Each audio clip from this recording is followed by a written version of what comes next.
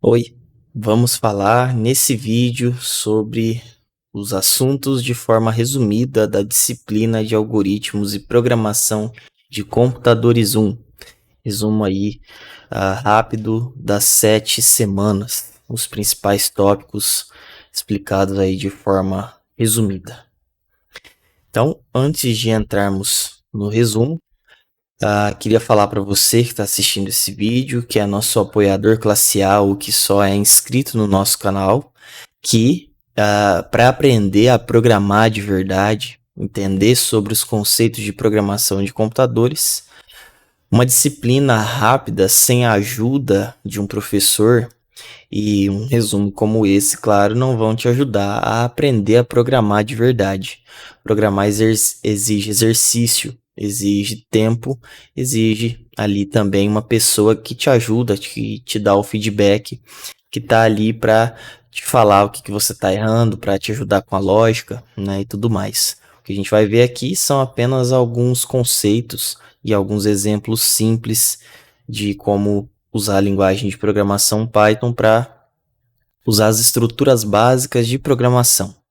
Se você tiver interesse em aprender a programar de verdade comigo, te ajudando, tendo ali a orientação, tanto para desenvolver exercícios, como um curso completo de lógica de programação com Python, para aprender a programar o básico muito bem feito, aqui na descrição do vídeo você encontra o link para o nosso curso.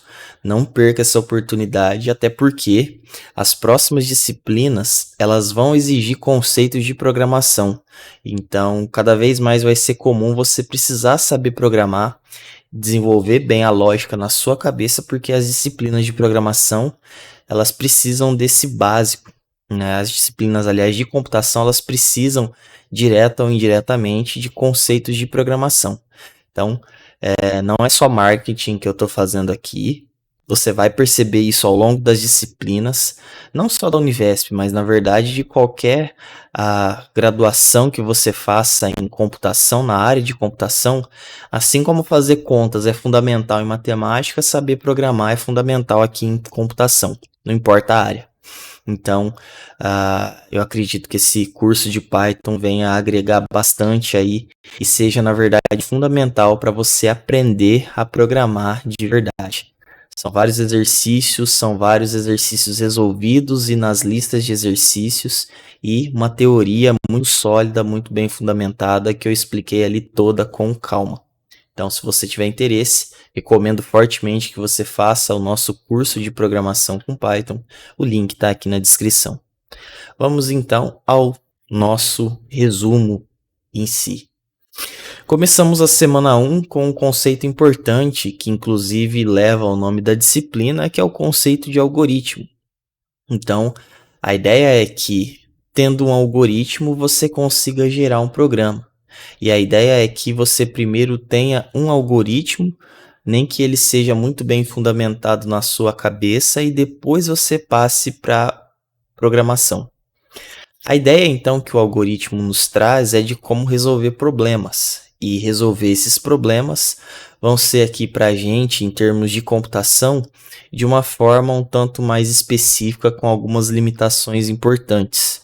Então tem toda aquela questão de algoritmo ser um conjunto de passos, e você sabe que para cozinhar arroz você precisa de um algoritmo, para ir no supermercado você precisa de um algoritmo. Para várias tarefas do seu dia a dia, você tem a ideia de um algoritmo, ou seja, você tem um conjunto de passos que você precisa seguir para resolver algum determinado problema. E aí, na hora de resolver aquele determinado problema, você vai executar isso de uma forma específica.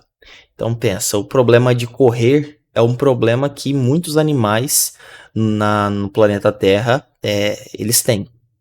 A situação de vida exige, por exemplo, andar ou correr. E aí que você vai perceber que animais de 4 patas vão correr de uma forma, animais de 2 patas vão correr de outra forma, e entre os animais, por exemplo, se você pega os humanos, cada pessoa corre e anda de forma parecida, só que em termos de detalhes, ou seja, o programa é diferente. Então é nesse sentido que a gente tem um, digamos, entre aspas, algoritmo que diz como correr, você troca ali então os seus passos, e como que isso vai ser feito na prática depende aí da execução, né, de cada animal, de cada ser humano que tem a capacidade de correr. Então o algoritmo ele é a ideia e o programa é a execução concreta daquela ideia num computador, numa linguagem de programação específica.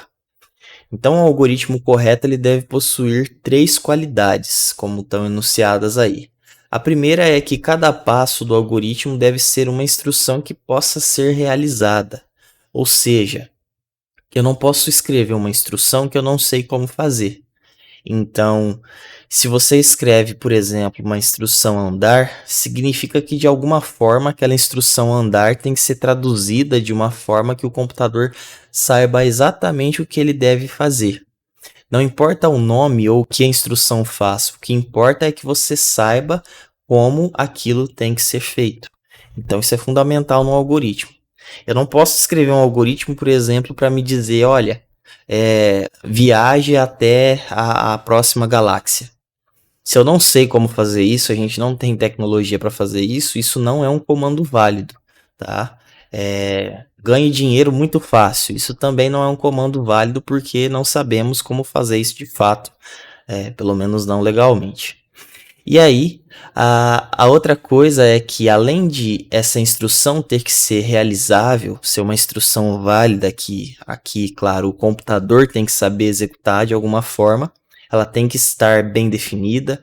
A ordem dessas instruções, desses passos que a gente dá ao longo do algoritmo, ela deve ser precisamente determinada. Então a ordem aqui importa e importa muito. Por exemplo, se eu vou ver se um número ele é positivo ou negativo. Antes de mais nada, eu tenho que saber qual é esse número. Então, ou eu coloco ali um número fixo, por exemplo, 10, ou eu leio do teclado do usuário de um arquivo ou de qualquer lugar que seja esse número que eu quero verificar se é positivo ou negativo. Então, a primeira coisa num algoritmo desse é você determinar quem é esse número. Não importa de onde ele vem, como você vai se virar para achar esse número, o importante é que você tem que ter um número para determinar se ele é positivo ou negativo. Então, nesse sentido, você tem 2 passos: obter o número e verificar se ele é positivo ou negativo. Só que é importantíssimo que o primeiro passo seja necessariamente a leitura, a obtenção ou a digitação desse número. Depois você vai determinar se o número é maior ou menor que 0. Entende? Se você coloca primeiro a verificação de um número e você não sabe qual é esse número, isso não faz sentido. Então isso é um exemplo simples dentre 1 milhão de outros exemplos, infinitos outros exemplos que descrevem que a ordem dos passos tem que fazer sentido lógico. Ela precisa ser determinada de uma forma que faça sentido, senão nosso algoritmo também não vai servir para nada. E por fim, o algoritmo tem que ter fim. Ou seja, por mais que eu tenha um grande algoritmo, muitas e muitas linhas de código, por mais que eu tenha uma estrutura de repetição que lá na frente vai demorar muito para executar, o algoritmo tem que ser finito em tempo de execução e em número de passos. Eu não posso ter um número infinito de instruções no meu algoritmo e o meu algoritmo, uma hora, ele tem que parar. Um algoritmo correto, como é o nosso foco aqui, né? Qualquer coisa que não seja um algoritmo correto não é interessante. Mas um algoritmo correto, de fato, tem que ter um fim. Ele tem que chegar numa hora que ele executa a última instrução e para, e faz o computador parar. Tá? Então a ideia é que os algoritmos não executem eternamente. Existem então, como a gente viu na semana 1, 3 comandos ou estruturas principais que um algoritmo pode ter, e na verdade as outras semanas, o que a gente vai ver em sequência, é justamente como lidar com essas 3 possibilidades, com essas 3 estruturas maiores e fundamentais que um algoritmo deve ter, que é o sequenciamento, os testes de seleção e as repetições. O sequenciamento é a primeira parte, é a parte mais simples, que envolve a gente ali aprender com as expressões, variáveis, com tudo que a gente pode fazer sem as 2 partes de baixo. Então, o sequenciamento nada mais é do que você dar uma sequência de comandos, um comando após o outro, como a gente viu, a ordem deles importa, Importante é que nesse sequenciamento as ações vão ser executadas de forma linear, ou seja, eu executo a instrução 1, depois a instrução 2, depois a 3, a 4, a 5, a 6, até eu terminar o algoritmo ou até terminar aquele bloco. Em sequência, então elas vão ser executadas uma após a outra e aí acabou. Quando eu tiver um sequenciamento ou um bloco de instruções, eu executo todas elas sem problema. E aí a gente sofistica o algoritmo um pouco mais usando seleções ou condições, que são os famosos ifs e elses. E aí, com isso, a gente vai determinar qual o conjunto de ações deve ser seguido dependendo do resultado da condição, se ela vai resultar aí em verdadeiro ou falso. Então, com testes seletivos, a gente começa a escolher partes do programa que vão ser executadas. Então, com seleções, uma porção do código vai ser executada e outra não. Ou uma porção de código é selecionada para executar, em algum caso ela simplesmente não executa. E isso tudo tem a ver com a questão de condições. Eu vou elaborar uma expressão lógica que pode ser avaliada no final das contas como sim e não. No caso aqui, true ou false, que é o verdadeiro e falso. E aí, dependendo se isso é verdadeiro ou falso, eu vou executar ou não. E por fim, a gente tem também a possibilidade de fazer repetições, ali com os famosos laços de repetição. Então aqui, como o próprio nome já sugere, a gente vai ter o mesmo trecho de código sendo repetidas várias vezes, até que uma condição de parada seja alcançada. Em geral, a gente não fica se preocupando com quantas repetições isso vai se desdobrar, mas é importante lembrar que elas têm que ter um fim, porque algoritmos têm que ter um fim. Então, seja um número totalmente previsível e determinado de repetições ou um número indeterminado, esse número nunca vai ser, nunca pelo menos pode ser, infinito num algoritmo correto. E aí a gente viu também na semana 1 um conceito que no início da programação pode ser útil e para representação de algoritmos e não de programas é também, em alguns casos, importante, que é a ideia do fluxograma, que é essa representação esquemática do algoritmo. Então você usa o apelo visual de formas e símbolos como esses que você está vendo na tela para representar uma ideia de um algoritmo, só que em vez de forma textual, você representa eles de forma gráfica, de forma visual. E aí, como a gente pode perceber, isso é feito através de gráficos que ilustram a transição de informações entre os elementos que o compõem. A ideia então é a gente representar a lógica interna dos programas de maneira bastante visual. E aí a gente tem cada um desses símbolos aqui tendo o seu significado. A gente viu que conforme a notação aí aplicada na disciplina, esse símbolo inicia e finaliza o programa. Então, o programa vai começar com um símbolo desse e vai finalizar também com esse símbolo. Esse símbolo é usado tanto para leitura quanto para escrita de dados. Esse símbolo é usado principalmente para fazer cálculos, para fazer processamento, para fazer uma conta. E esse símbolo vai ajudar a gente tanto para fazer decisões quanto para fazer repetições. Então, usando aqui as setas, a gente consegue controlar o fluxo do nosso algoritmo e fazer ele tomar os rumos que a gente deseja. E aí fica aqui a repetição, né? Fica com esses símbolos, né, bem definido o que a gente tem de representação do algoritmo, tá?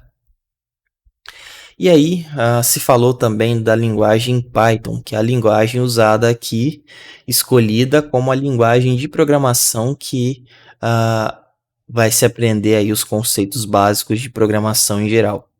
A linguagem Python é uma linguagem bastante promissora, que se destacou assim enormemente, se destacou bastante mesmo nos últimos anos. Foi tomando ali o espaço de outras linguagens como C e Java, e ela é uma linguagem aí com características muito interessantes e não é à toa que ela chegou no patamar que chegou. Então, sobre a linguagem, ela é uma linguagem de programação de alto nível, o que significa que você faz muito mais com menos linhas de código. Por que é de alto nível? Se é de alto nível, significa que tem linguagem de baixo nível, né? Sim, existe.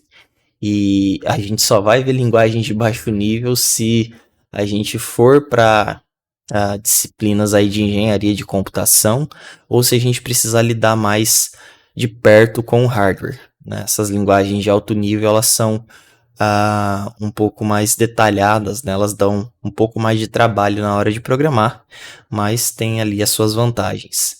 A ideia, então, é que uma linguagem de programação de alto nível, como o Python, ela te permite escrever as coisas cada vez mais para perto da linguagem natural dos humanos e ela fica cada vez mais longe da linguagem de máquina dos computadores. Ou seja, uma linguagem de alto nível, ela é muito mais favorável de se escrever do que uma linguagem de baixo nível. Então, Python é relativamente mais fácil de se escrever programas em Python do que em linguagens mais antigas de mais baixo nível. Ela é uma linguagem de propósito geral, no sentido de que você pode usar ela para muitas e muitas áreas mesmo da computação e de formas, né, de programar. Existem vários paradigmas, ou seja, vários estilos, várias formas de se programar, e Python suporta a maioria deles. Python então serve para você programar aplicações com otimização matemática, aplicações em física, em engenharia, em biologia, em química e medicina e qualquer área do conhecimento que você imaginar, porque ela não tem basicamente aí em termos de linguagem de programação muitos limites, tá? Em termos de possibilidades. Outra grande vantagem do Python é o código legível. Ela tem uma forma de escrita que a gente chama de sintaxe, né? Então, a forma como as regras da linguagem funcionam obrigam você que está programando na linguagem a programar de forma clara, de forma legível. Se eu estou escrevendo isso, significa que algumas linguagens não são necessariamente assim. E realmente não são. Principalmente linguagens mais antigas, você olha o código e você fica um pouco confuso, né? Já tem esse nome de código porque já não é muito fácil de ler, principalmente quando é você que está lendo o código de outra pessoa, então o código que você não programou. Então um código legível, ele é sempre preferível, na medida do possível, porque senão fica muito esquisito de entender o que está escrito ali. Você, com uma linguagem que não preza pela legibilidade do código, ela tem esse problema de que códigos podem ficar muito obscuros. E códigos obscuros, realmente eles vão tornar-se realmente códigos e vai ser difícil de entender o que aquilo lá está fazendo. E, por fim, Python tem muitas bibliotecas para várias áreas aí.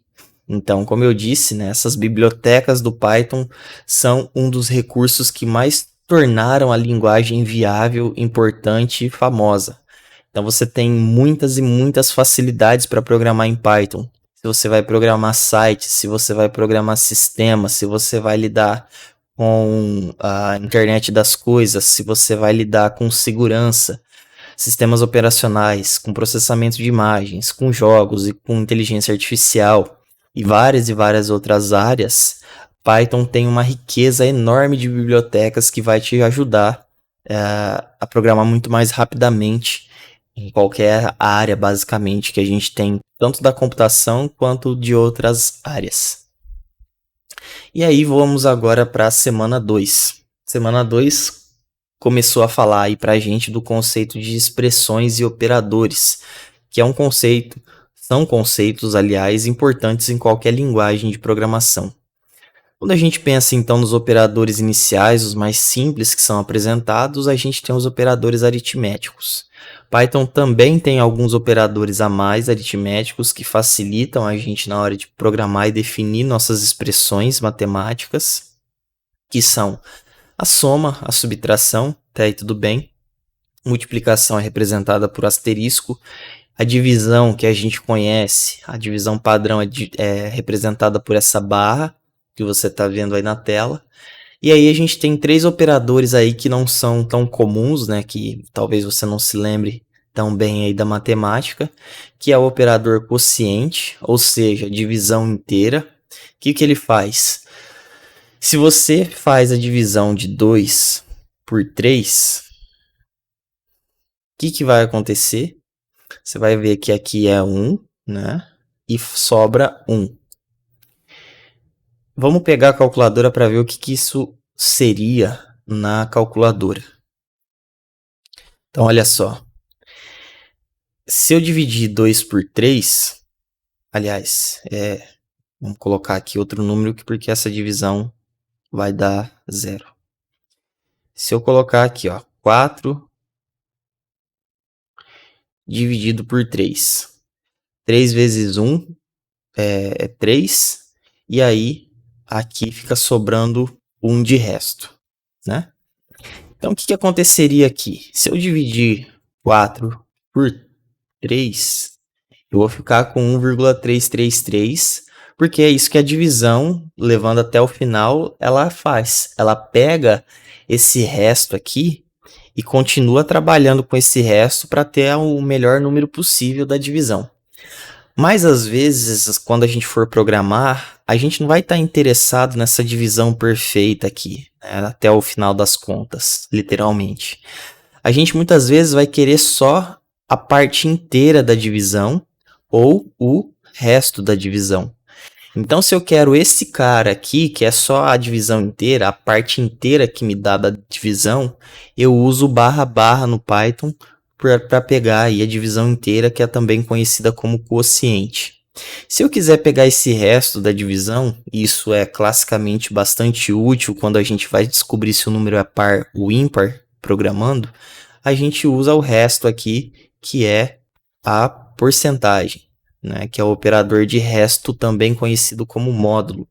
Então, se eu faço 4 // 3, isso me dá 1. Se eu faço 4 módulo 3, isso também me dá 1. Então, se eu fizesse aqui, por exemplo, 5 dividido por 3, dá 1,66.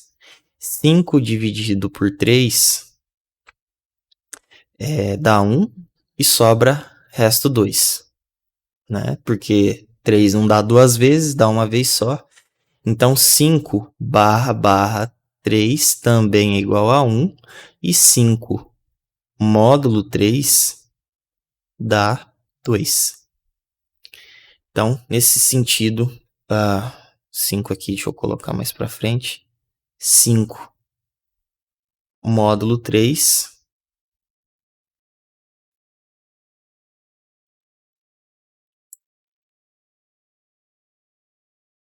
então aqui deu igual, né? 5 // 3 é igual a 1, e 5 módulo 3 é igual a 2. Bom, e aí tem ainda o operador de potência, que é simplesmente, em vez de você fazer 2 ao cubo. O que é 2 ao cubo? 2 vezes 2 vezes 2 vezes 2. Para eu não ter que ficar colocando 2 asterisco 2 asterisco 2, Python me permite usar aí o operador de potência, e aí eu poderia representar isso como 2 asterisco asterisco 3. E aí ele entende que isso tem que ser calculado como 2 ao cubo, que dá 8. Temos também os operadores relacionais, que são importantíssimos quando a gente aprende as estruturas de seleção. Então, com as estruturas de seleção, você vai querer comparar dois valores, ou até mesmo duas expressões que compõem uma expressão maior, para ver se duas porções ali elas são iguais, diferentes, menores, maiores, menor igual ou maior igual. Em relação aos operadores relacionais, uma coisa que você tem que ter em mente, não pode esquecer, é que os contrários, eles têm que ser pensados sempre com cuidado. O que eu quero dizer com isso? A gente sabe que se eu tenho uma coisa que é igual, o que é o contrário dela? É uma coisa que é diferente, usando aí os símbolos do Python. Então tudo bem, né? O contrário de igual é diferente. O contrário de diferente é igual. E aí a gente sempre tem que lembrar que quando agora a gente for usar desigualdades maior e menor, a gente tem que tomar muito cuidado com o contrário, ou o que falta, ou o complementar daquela coisa. Por quê? O que é o contrário de, por exemplo, aqui maior? O contrário de maior não é só menor. Porque se você compara uma coisa com a outra, ela pode ser maior, menor e pode ser igual também. O igual não fica incluso já por tabela no maior ou no menor. Você tem que escolher para onde que o igual vai.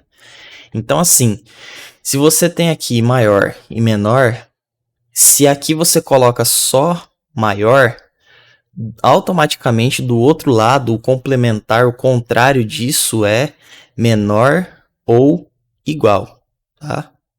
E aqui, se você coloca só, você colocar, né, o maior ou igual, do outro lado vai ficar sobrando só o menor. A mesma coisa é fazendo ali a outra parte, né? Então, se eu tenho aqui o sinal de menor, o contrário dele é maior ou igual. Tá? E se você tiver o maior aqui, só o maior, o contrário dele vai ser o menor igual. Tá? Então isso é importante de memorizar aí. E a gente tem também os operadores lógicos, que vão ser úteis para a gente usar operações em operações booleanas. Então aqui a gente tem o AND, o OR e o NOT, que são aqueles operadores que a gente já está acostumado a ver quando a gente trata com portas lógicas, com circuitos, com álgebra booleana. E eles vão ter essa ideia que a gente já conhece ali do E, do OU e do NOT. Então, o E só é verdade quando as duas coisas são verdades. O OU é verdade quando pelo menos uma das coisas é verdade. E o não troca verdade por falso e falso por verdade. E aí a gente costuma combinar esses operadores lógicos com os relacionais. Então, por exemplo, o que a gente poderia fazer aqui? 3 é maior que 4, AND 5 é menor que 10. O que acontece aqui?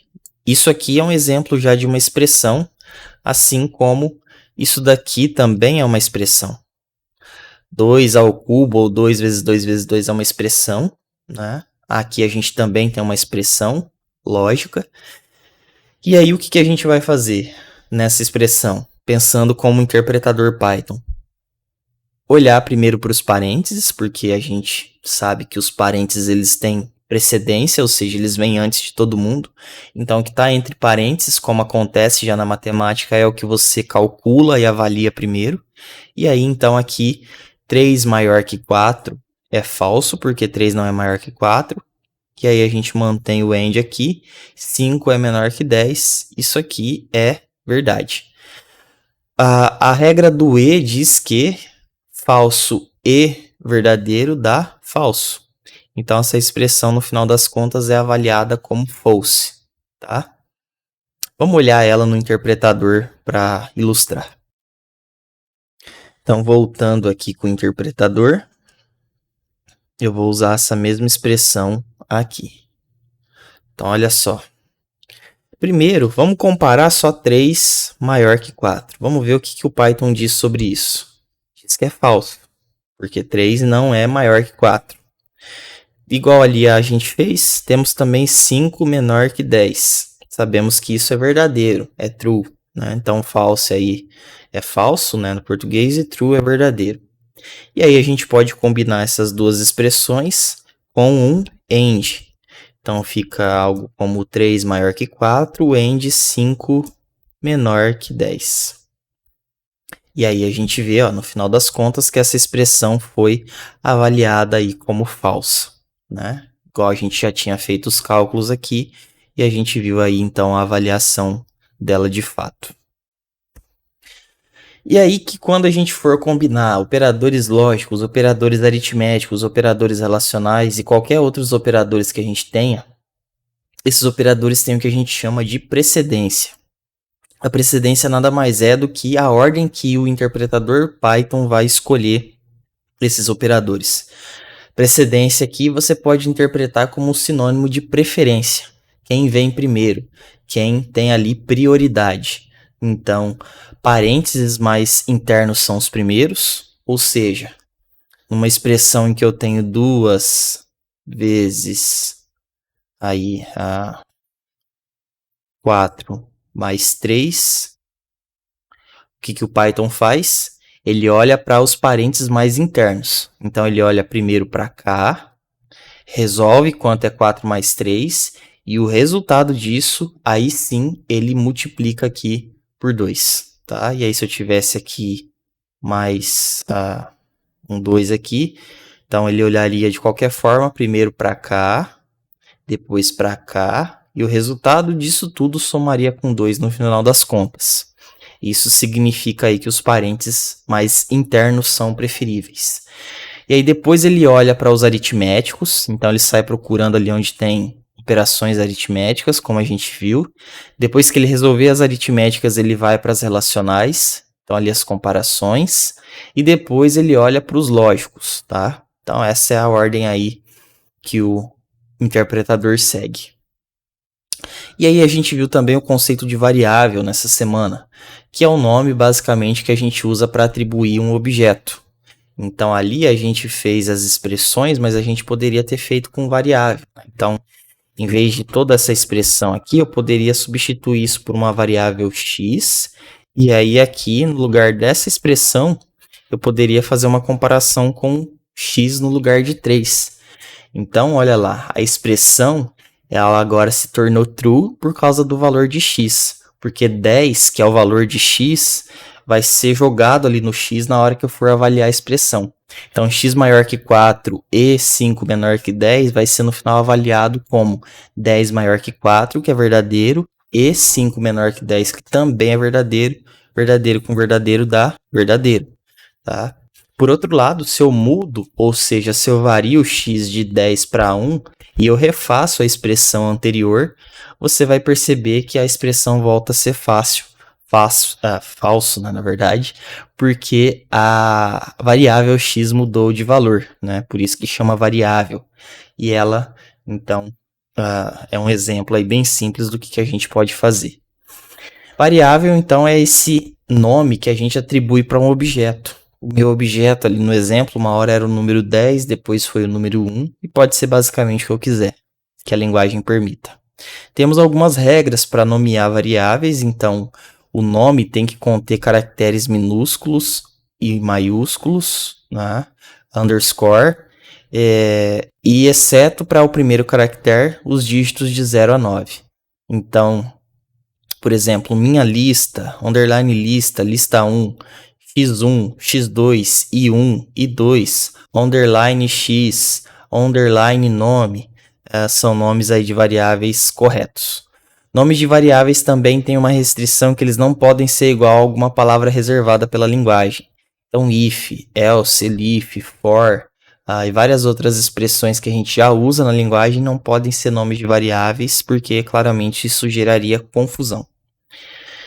Variáveis podem ser dimensionais, né? Ali no caso x é só uma variável, digamos, escalar. É um número ali e é só aquele número mesmo. No entanto, a gente pode ter variáveis que representam um conjunto de dados, um conjunto ali de itens.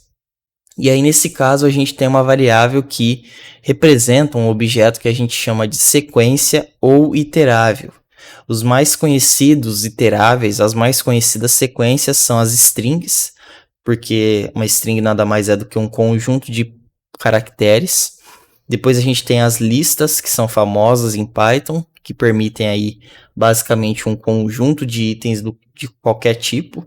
E as tuplas, que em diferença da lista aí, elas são a mesma coisa, mas você não pode alterar os dados da tupla, mas ela também carrega consigo uma sequência aí de valores.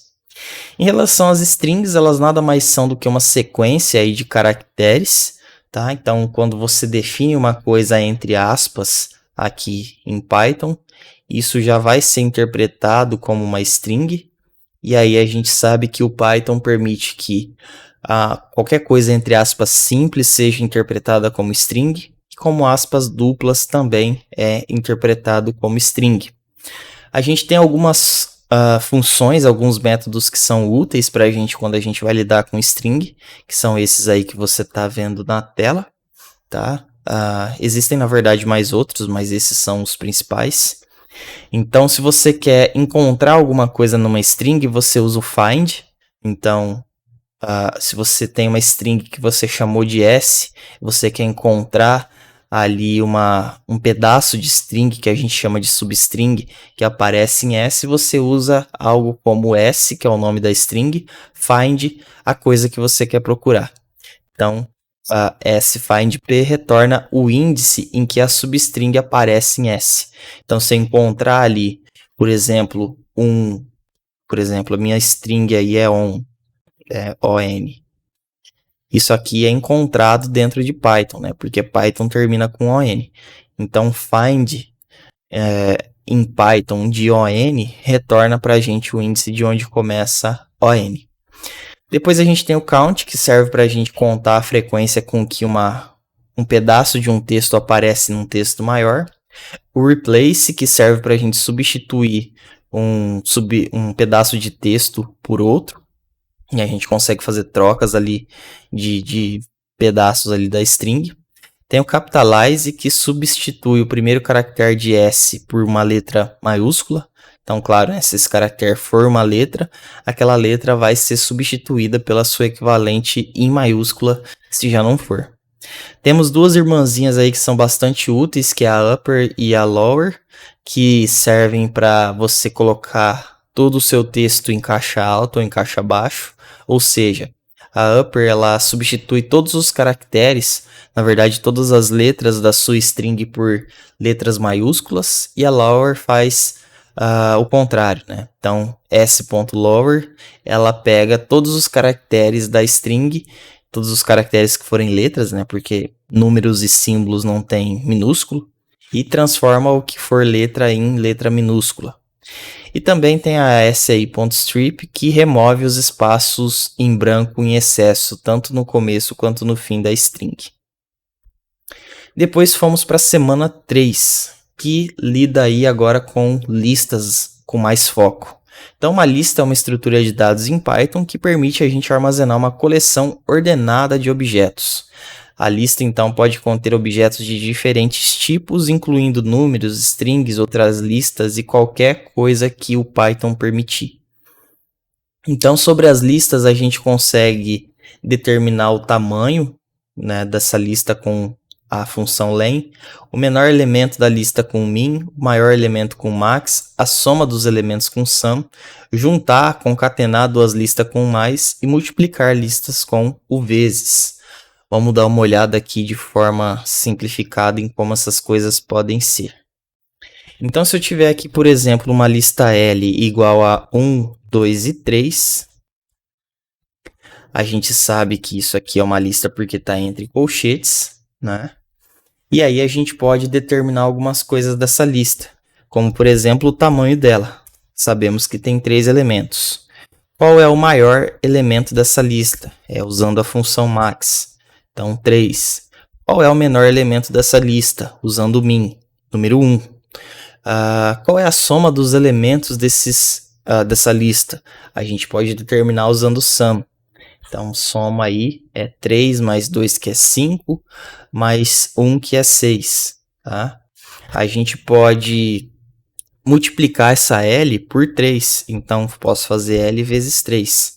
E aí ele vai criar uma segunda lista que tem 3 vezes a cópia dos elementos originais de L. Então, L tinha só 1, 2 e 3. 3 vezes L é 1, 2, 3, 1, 2, 3, 1, 2, 3. Ou seja, a L repetida aí 3 vezes, tá? Eu posso também fazer L mais L. Opa, tem que digitar certo, né? L mais L. E aí eu vou somar os elementos da lista, mas essa soma não é a soma de elemento com elemento. Eu só vou pegar o que tinha na primeira lista e juntar com o que tem na segunda lista para criar uma nova lista, que é a união de todos os elementos das duas listas. Então, todos os elementos da lista 1 e depois vem em seguida todos os elementos da lista 2. Isso que o mais faz. E aí a gente tem várias outras operações, como por exemplo o append, o count, o index, o insert, o pop, o remove, o reverse e sort. Append, por exemplo, faz o acréscimo no final da lista de um elemento. Remove remove um elemento, sort é para ordenar e assim por diante. Temos também a questão dos tipos de dados em Python. Então, os principais tipos primitivos, os tipos fundamentais que a linguagem oferece, que a gente viu aqui, é o int para números inteiros, o float para números decimais, o bool para números booleanos, ou seja, números que armazenam expressões, valores lógicos.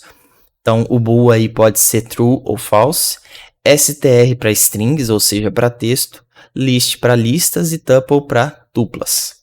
E aí a função type nos ajuda a descobrir o tipo de um objeto.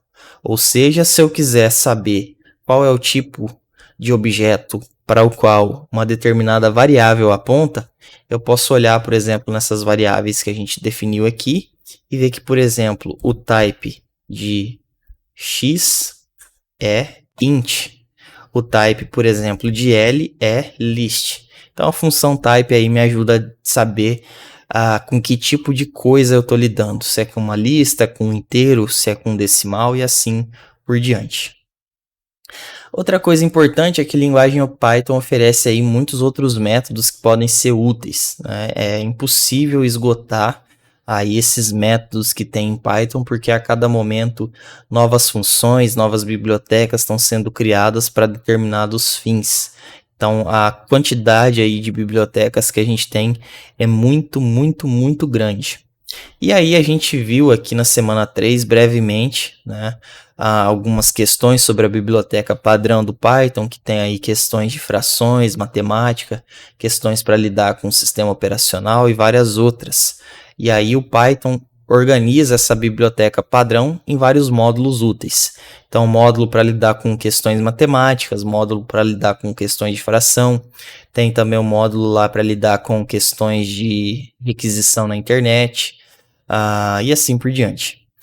A gente viu brevemente o exemplo do módulo de matemática, então ele nos permite fazer alguns cálculos matemáticos úteis, como por exemplo, descobrir uma forma, na verdade uma constante já definida do valor de π.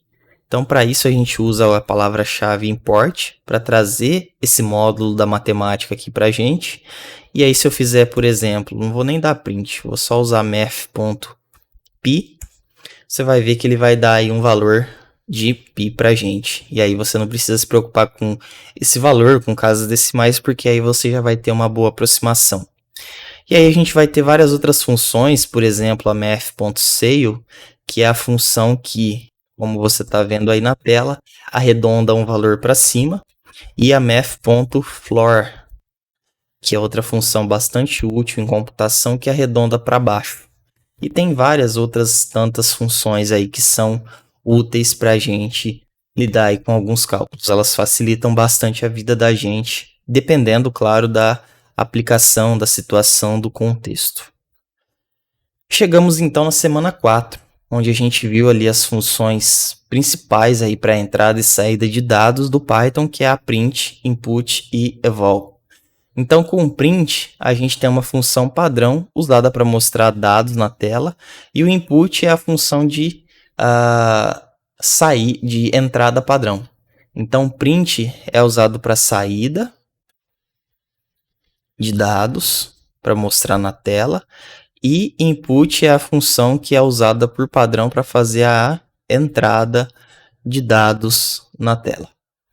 Então, com isso a gente consegue aí fazer o programa mostrar e receber dados para a gente poder fazer cálculos e processamento. Função print, então, a gente usa ela muito facilmente. Então, se eu quero imprimir uma string, é só colocar aqui a string. E aí a gente tem a string sendo impressa. Eu poderia colocar, por exemplo, uma combinação de coisas, como por exemplo o valor de x. Então, o valor de x aqui eu ponho entre aspas, coloco uma vírgula para ele entender que vai ter mais coisas que ele tem que juntar na impressão. E aí coloco o x e ele vai juntar a string escrito o valor de x com o valor propriamente dito de x, que é 1 atualmente, né? E aí a gente tem várias outras questões, como por exemplo o separador, como por exemplo como que o print vai encerrar uma linha, né? Tem várias opções e parâmetros aí. Temos também o input, né? Que é usado para quando a gente quer que a pessoa digite um valor ali de entrada para uma determinada coisa, né? Para alguma determinada variável. Então digite o valor de x, seria útil aqui para a gente pedir o tal valor de x. Então, assim que a gente invoca o input, ele vai na tela e fala para a gente digitar algum valor. E aí a gente vai ver aqui que x está valendo 10, mas não é o número 10, é string 10, porque está entre aspas ali. E aí a gente pode resolver esse problema usando a função eval, e ela é útil para, como a gente está vendo ali, avaliar uma string como uma expressão Python. Então, a gente faz com que esse x, que é uma string, ele se torne, por exemplo, um número usando o eval. Por isso que a gente vê, por exemplo, x recebendo o input diretamente composto aí com eval. Então, o que eu estou fazendo aqui nessa linha? Eu estou recebendo os dados de entrada, o número de entrada, e aí eu estou usando o eval para pegar esse número de entrada, que por enquanto, por causa do input, é uma string, e vou converter ele para uma representação numérica válida. Então, se o número for, se for avaliado como inteiro, vai ser inteiro, se for avaliado como float, vai ser float. Então, olha só, se eu faço x assim e coloco 10, agora a gente vai ver que x é realmente o inteiro, e se eu usar aqui a função type x, eu vou ver que ele é realmente do tipo int. Se eu uso, por exemplo, um número com um ponto, né, que é o que representa aí a nossa vírgula aqui no português, a gente vai ver agora que x é um número decimal, e a gente comprova isso fazendo type x e vê agora que isso é do tipo float. Então, eval aí facilita bastante a nossa vida nesse sentido, né? E para avaliar qualquer outra expressão Python ali que você queira, né? E aí a gente viu também na semana 4 o conceito de definição de funções.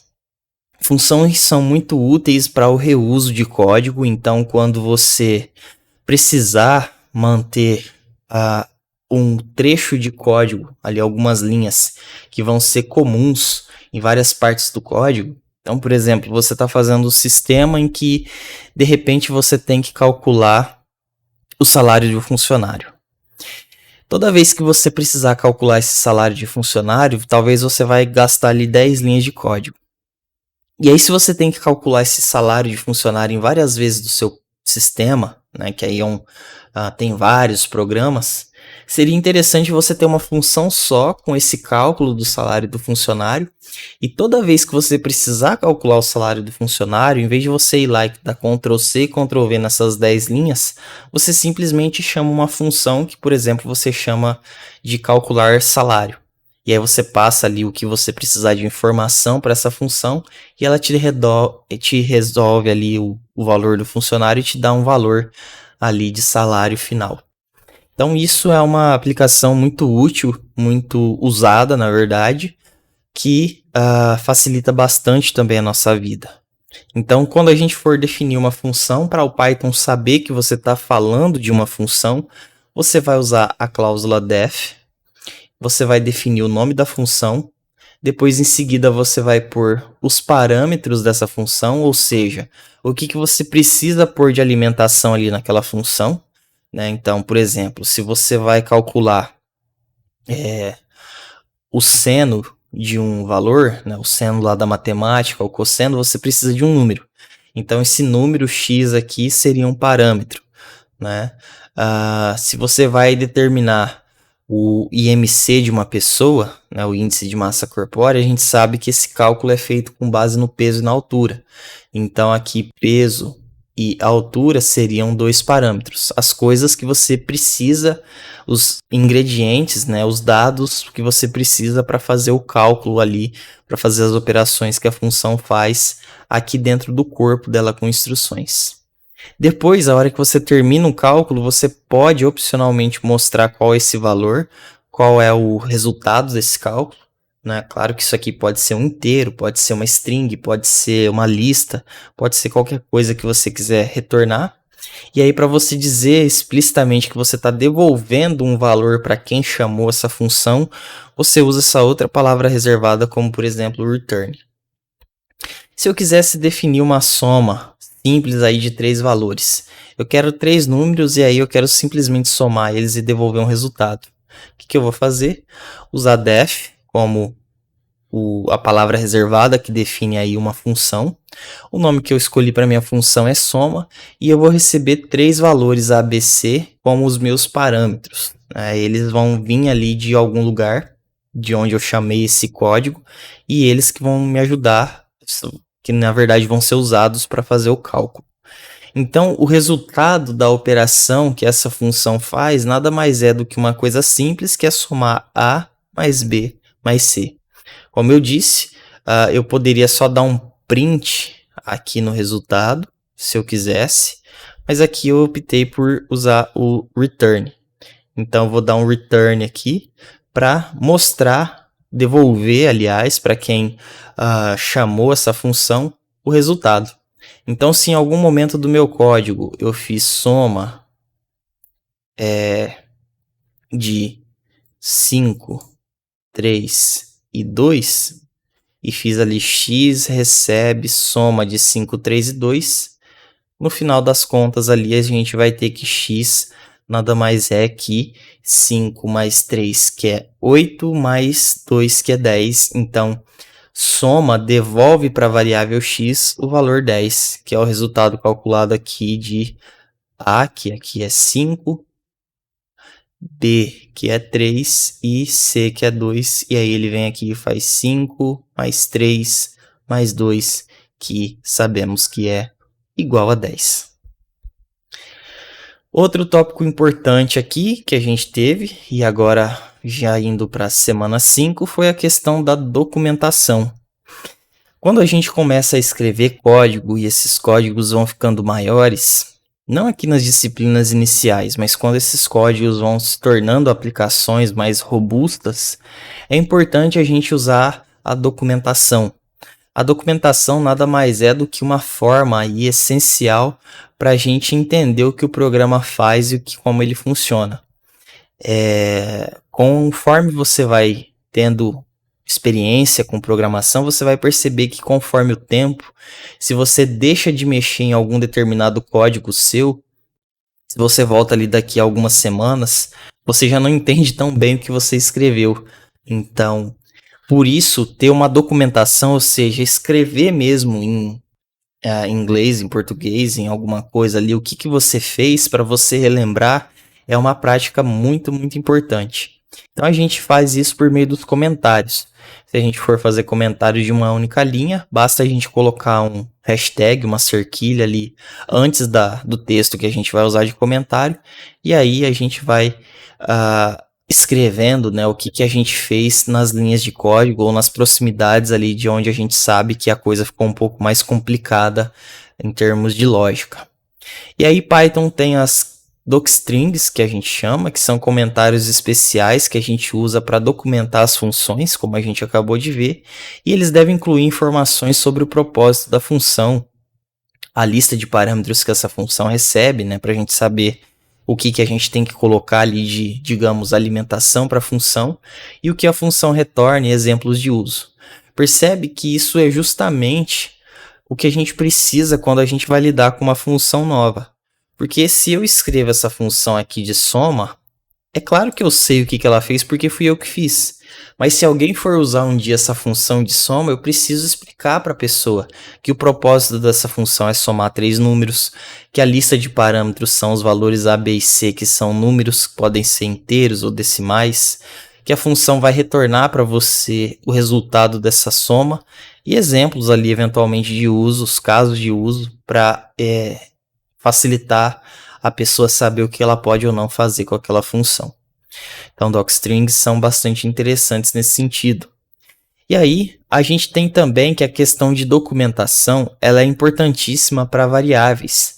A gente viu agora há pouco que as variáveis têm algumas limitações nos nomes, mas isso não significa que eu possa escrever variáveis da forma que eu bem entender, porque isso pode ser justamente prejudicial para interpretar o que o programa faz. Então, os nomes de variáveis devem ser nomeados aí de forma significativa, de forma que faça sentido, de forma que seja intuitivo o que aquela variável faz. Se eu estou dentro de um laço de repetição e chamo ali a variável que itera de i, de x, tudo bem. Mas em programas maiores, mais complexos, em que eu tenho muitas variáveis e elas se interrelacionam, é importante eu não ficar com preguiça ou colocar nomes obscuros, porque isso só vai prejudicar a legibilidade do código. Então é por isso que as variáveis devem ser nomeadas de maneira significativa e coerente com o que elas representam no programa para tornar o código mais fácil de entender e evitar erros aí de interpretação. Então, nomes de variáveis intuitivos que façam sentido para o código são importantes. Ao definir então funções em Python, é importante defini-las antes de executar, na ordem sequencial de cima para baixo no arquivo, para que o programa possa reconhecê-las corretamente. Que é o que eu tinha falado lá no começo da questão dos algoritmos que se aplica aqui.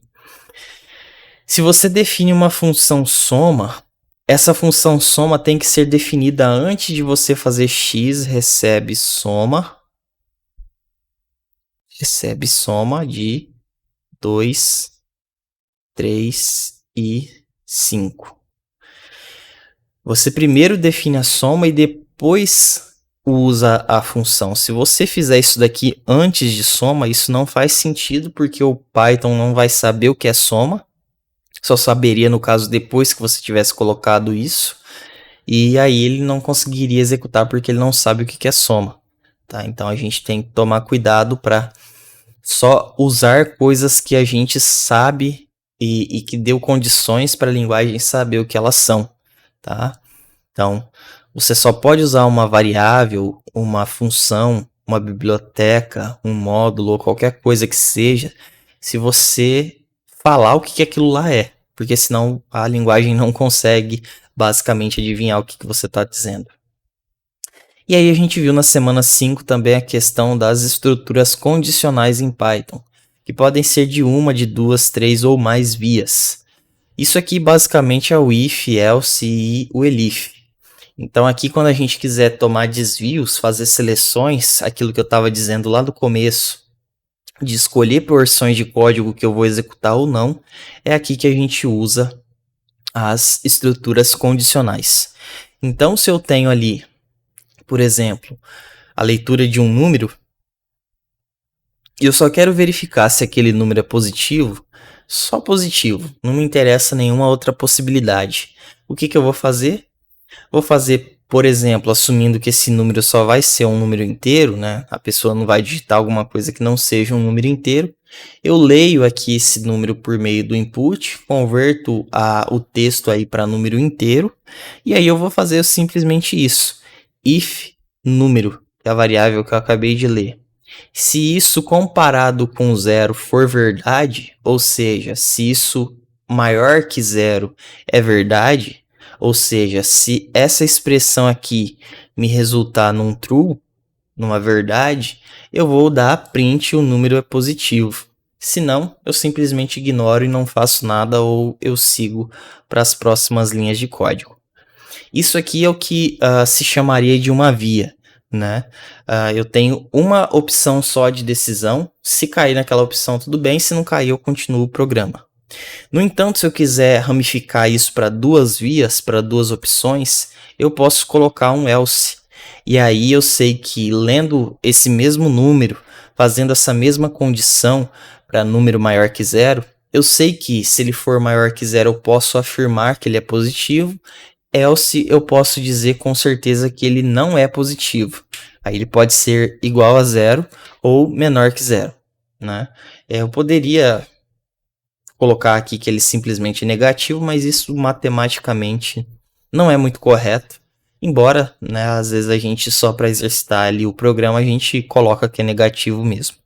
Né? Mas o importante é que, uma vez definido um if-else, a gente sempre vai ter certeza que Isso aqui vai ser executado em caso true, e isso aqui vai ser sempre executado em caso false.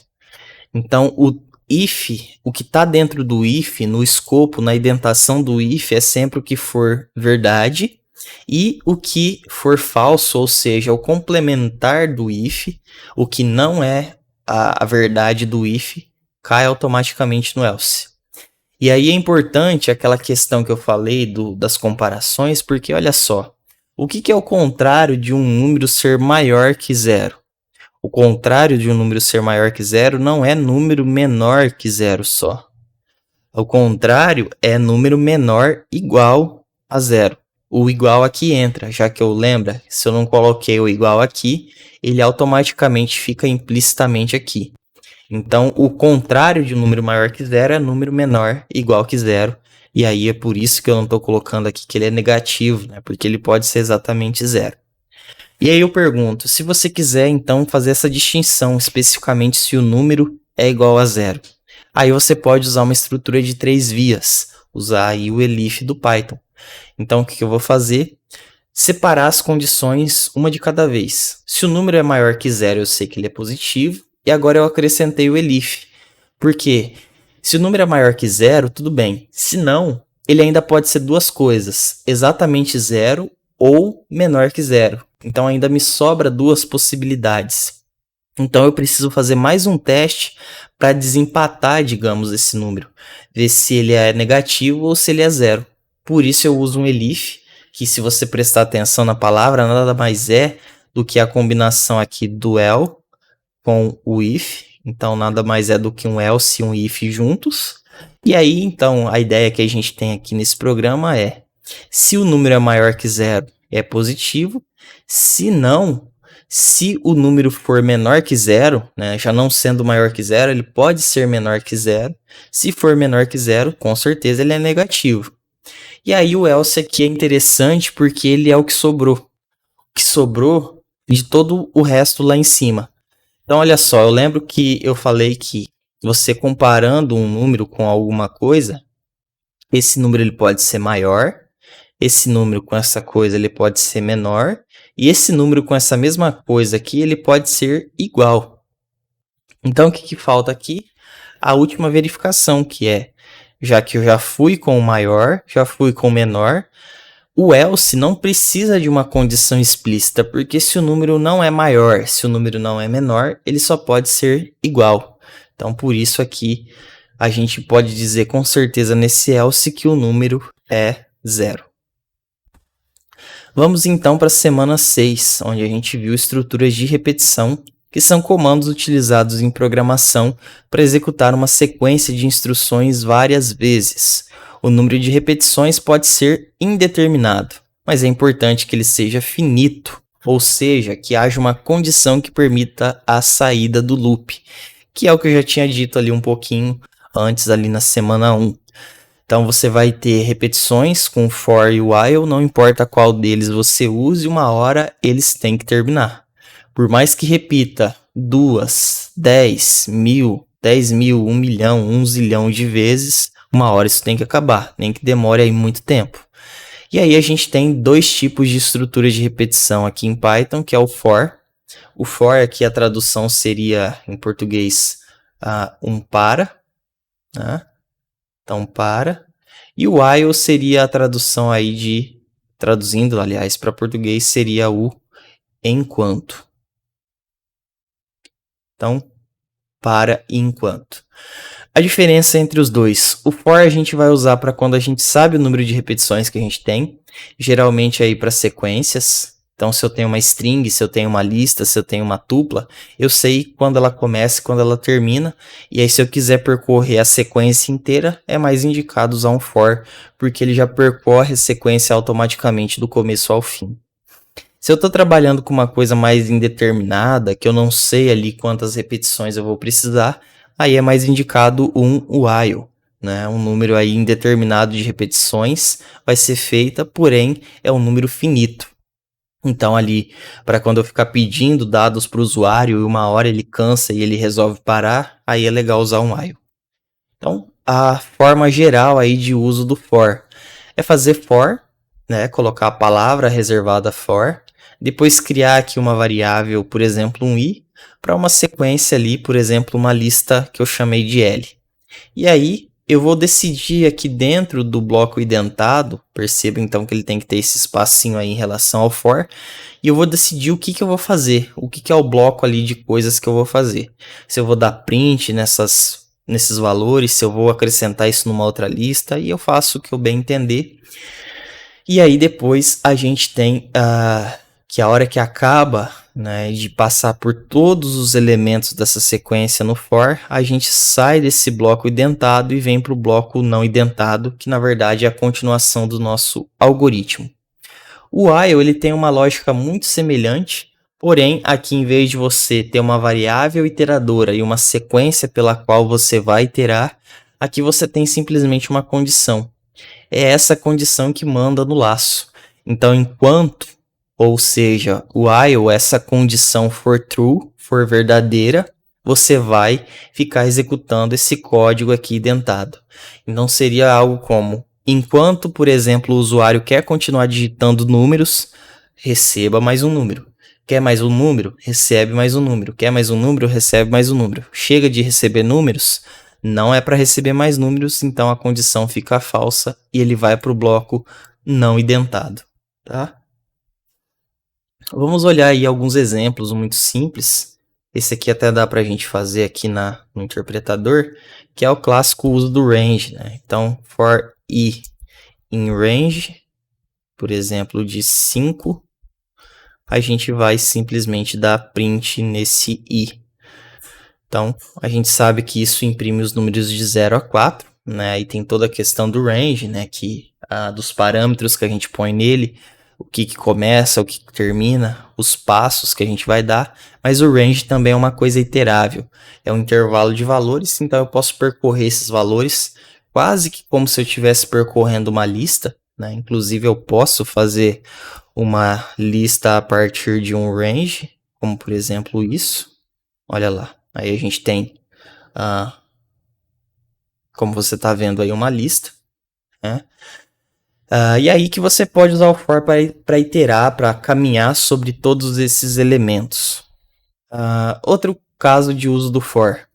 A própria lista. Se eu tenho uma lista ali pré-definida, eu posso percorrer cada um desses elementos da lista. Então eu coloco o nome dela aqui, defino uma variável qualquer para iterar sobre cada um desses elementos. E aí eu vou andando por cada um deles. Como eu disse, o for ele serve para iteráveis. Então eu não estou limitado ali só a uma lista, uma coisa do tipo list. Eu posso também iterar sobre palavras.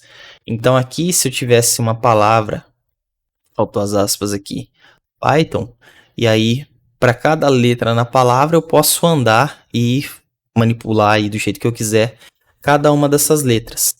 Então se eu tiver aqui a palavra igual a Python e eu quiser iterar a letra em palavra, eu posso simplesmente dar print nessa letra individualmente. E aí a gente vai ver, ó, aqui igualzinho ele fez com o número, ele faz com as letras. Ele vai pegando e mostrando letra por letra usando o print. Dá para fazer isso com tupla, né? Com qualquer coisa que o Python entenda como algo iterável. E vamos ver também um exemplo de while, né? Que eu acho que isso é importante.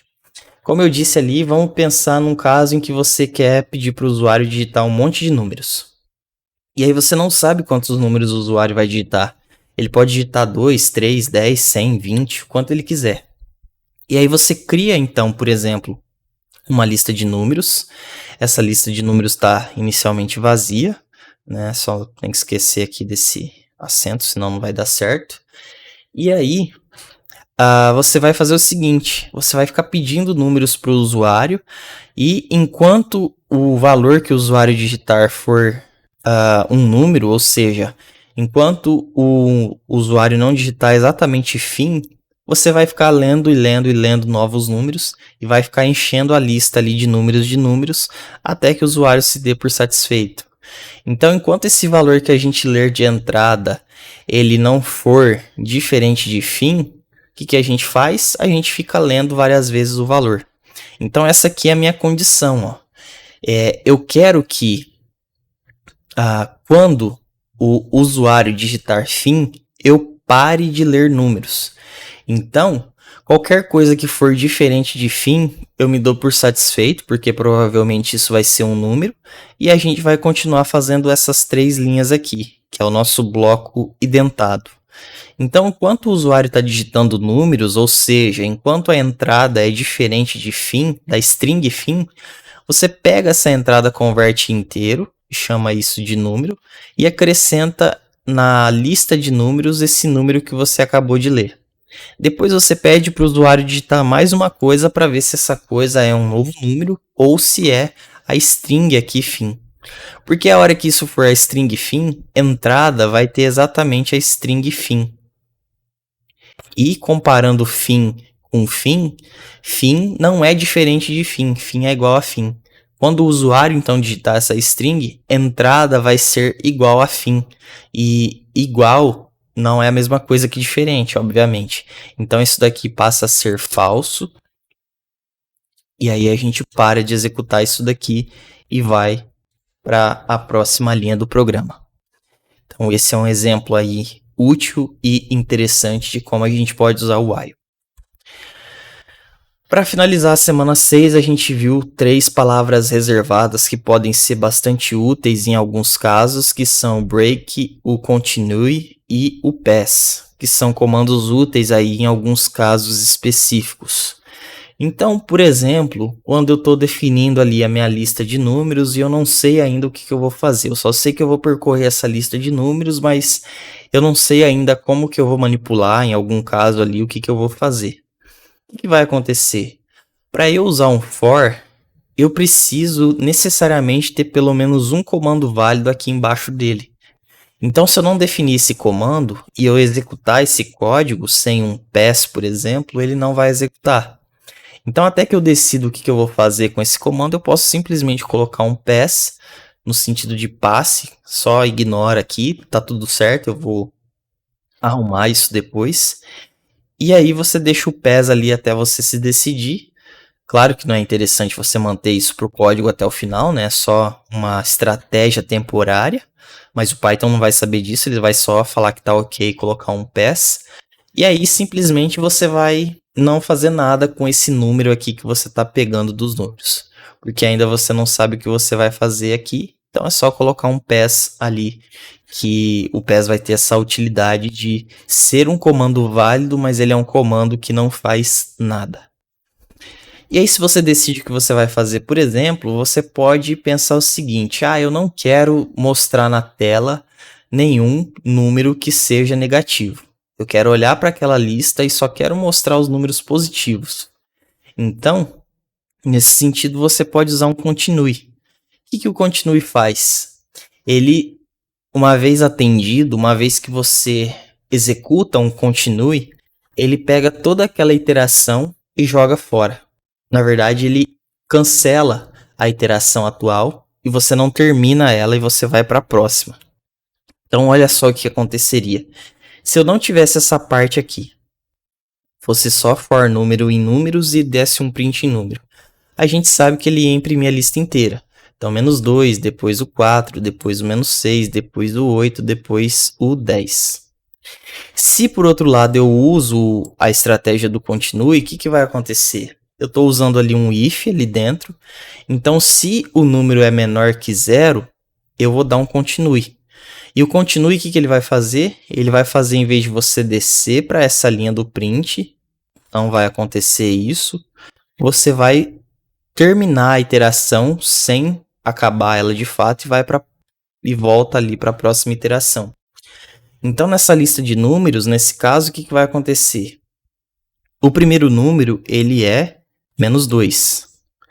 -2 é verdade que ele é menor que 0. Então, você dá um continue e não imprime número. Volta ali para a próxima. E aí, a próxima vai ser o quê? Vai ser 4. Então, você imprimindo aqui número 4, ó, agora você tem um 4 aqui. E aí, 4 menor que 0 é falso, então você pula o continue então o print vai ser executado. Então aqui você vai mostrar 4. A mesma coisa com menos 6. Menos 6 é menor que 0, do continue, então eu ignoro a impressão dele. O 8 não, então o 8 não é menor que 0, então eu imprimo o 8.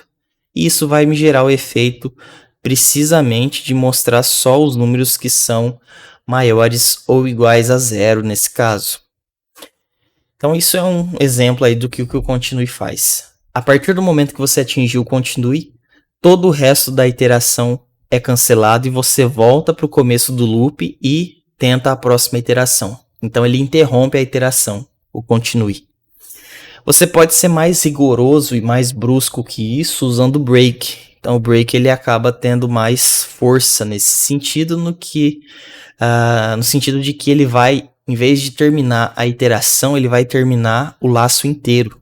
É como se uma coisa acontecesse e aquela coisa é suficiente para terminar o laço inteiro. Você nem continua o resto, você para por lá e termina o laço abruptamente. Então o que vai acontecer aqui é que, se esse número for menor que 0, é como se nesse exemplo aqui a lista não tivesse, não devesse conter números negativos. Você teve um erro grave aí, por exemplo, no seu sistema, no exemplo aqui, então a operação vai ser encerrada. E aí, uma vez que um número negativo for detectado, você dá um break, e aqui nesse caso você não ia imprimir nada, porque o menos 2 já é o primeiro número e já é negativo, e aí você já dá um break logo aqui, e aí o print não vai ser executado nenhuma vez, porque o laço for não vai ser executado nenhuma vez. Então termina tudo, para o for e para aí todo o restante da execução. Se fosse um 2 positivo aqui, o que ele ia fazer? Ele ia dar print no 2, print no 4, e a hora que chegasse no 6, ele ia ver que o menos 6 aqui é negativo, ia mostrar essa mensagem toda, ia dar um break, e aí a gente só teria a impressão de 2 e 4.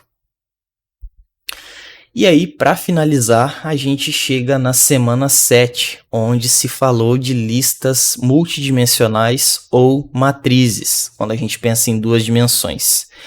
A gente viu listas unidimensionais, né? Mas as listas não estão limitadas a isso, de forma que elas podem ter mais de uma dimensão. Isso significa que, assim como estruturas de seleção e repetição, você pode aninhar as listas. Ou seja, você pode ter lista dentro de lista, tá? Assim como você pode ter if dentro de if, for dentro de for, um while dentro de um for, dentro de um if e assim por diante, tá? Então, o que vai acontecer aqui? Numa lista unidimensional, como a gente já viu, a gente vai ter algo desse tipo, né? Sabemos que é uma lista porque os valores estão separados por vírgulas e delimitados do começo ao fim por colchetes. Se eu quiser definir uma lista bidimensional, é a mesma coisa, só que aí eu só vou ter listas dentro de listas. É como se eu tivesse um elemento grandão aqui, outro elemento grandão aqui e outro elemento grandão aqui. Então a gente vê que, do ponto de vista da variável m, ela reconhece que ela tem 3 elementos aqui. O elemento da posição 0, da posição 1, da posição 2. E aí a gente sabe que, como a gente definiu isso, esses elementos também são listas, então a gente pode acessar esses elementos através das posições deles, como 0, 1 e 2. É daí que surge aqueles 2 índices, tá? Então você usa 2 colchetes ali para indicar o primeiro índice do elemento, que é uma lista, e depois o outro índice para acessar o elemento específico dentro daquela lista onde você já escolheu. Então, a gente vai poder fazer a indexação. Se eu fizer, por exemplo, nessa lista aqui, ó, L de 4, aliás, L de 3, vai me retornar o 4, porque o L de 0 é o 1, o L de 1 é o 2, o L de 2 é o 3 e o L de 3 é o número 4. Quando eu vou usar listas bidimensionais, a coisa muda um pouco de figura, porque agora eu preciso me situar no elemento da matriz, da lista maior, da lista bidimensional, e depois, estando naquele elemento específico que é uma lista, já que é uma lista, para acessar os elementos daquela lista, eu também preciso de um índice. Então é o primeiro índice para a lista maior, que é a lista de listas, e o segundo índice para a lista menor, que é aquela lista individual. Então a gente faz o seguinte: Se eu quero acessar esse último elemento aqui, que é o 9, o que eu tenho que prestar atenção? Que essa lista aqui, ela tem 3 listas. Então, a primeira é a lista da posição 0, a segunda é a lista da posição 1 e a terceira é a lista da posição 2. Bom, se eu quero acessar o 9, a gente sabe que ele está nessa terceira lista. E nessa terceira lista, os elementos também têm os seus índices próprios. Então, aqui nessa última lista, eu tenho o elemento 0, o elemento 1 e o elemento 2.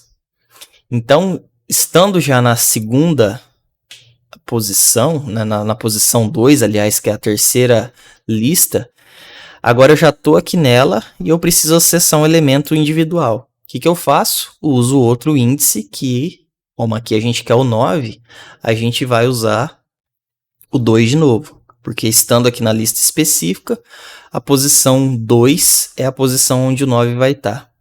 Tá? Então, é importante isso porque M de 2, quando a lista é bidimensional, é diferente de M de 2 só. Porque o que é M de 2? É uma lista inteira. Porque, como eu disse, M ela enxerga os elementos dela como sendo listas, porque eles são listas, né? E aí a gente tem que M de 2 vai não te retornar um número, mas sim uma lista inteira, que é a segunda, a lista aí da posição 2, né, que é o terceiro elemento dessa lista maior. Então, M de 2 te retorna uma lista inteira, e aí é como se pegando o M de 2, se você quiser pegar um elemento específico aqui, você usa mais um índice. Então, usando o 2 aqui de novo, você saca daqui o 9, tá? Então, é isso que a gente tem aqui. Se eu quisesse, por exemplo, o 4, pensa aí comigo, quem que seria? O 4 seria a posição 1 primeiro, então aqui primeiro o 1, e o 4 aqui na lista específica, ele é a posição 0. Então, M de 1, 0 me retornaria o 4. Então, é de forma resumida isso que a gente tem aí para listas multidimensionais, tá? Claro, eu poderia ter lista de lista de lista, e aí seria colchete com colchete com colchete, né? Mas isso é um pouco menos comum de a gente usar na prática. Então, acredito que, de forma resumida, a gente finaliza por aqui o nosso resumo de algoritmos e programação de computadores 1. Como eu disse no começo, isso foi apenas um resumo e você vai precisar bastante de programação em qualquer uma das graduações que você siga para o eixo de computação da Univesp. Por isso, mais uma vez eu repito, isso não é puramente marketing.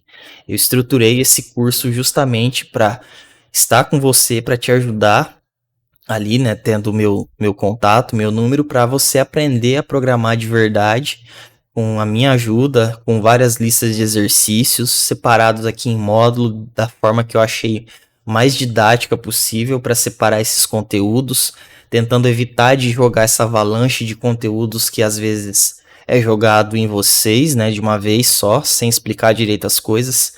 Então ali são vários vídeos explicando em detalhes esses vários conceitos que a gente viu aqui ao longo das semanas, e na verdade muitos outros conceitos, tá? Com detalhes, explicando ali tudo com calma.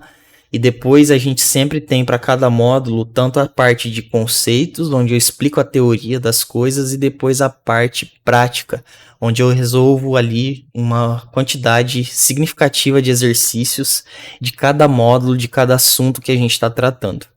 Então, recomendo sinceramente e de verdade que você se inscreva no nosso curso de Lógica de Programação com Python para ter acesso aí a esse conhecimento de programação que, como eu disse, assim como na matemática é fundamental você saber contas, aqui na área da computação é fundamental você saber programar, e é justamente esse o conhecimento que eu me desdobrei e, na verdade, até tenho me desdobrado ainda para fazer o curso de Lógica de Programação com Python. Espero então que você tenha tirado algumas dúvidas, que você tenha entendido aí o panorama geral dessa disciplina. Se você vai fazer prova dessa disciplina, eu desejo a você bons estudos, boa sorte e boa prova. Até mais. Até a próxima.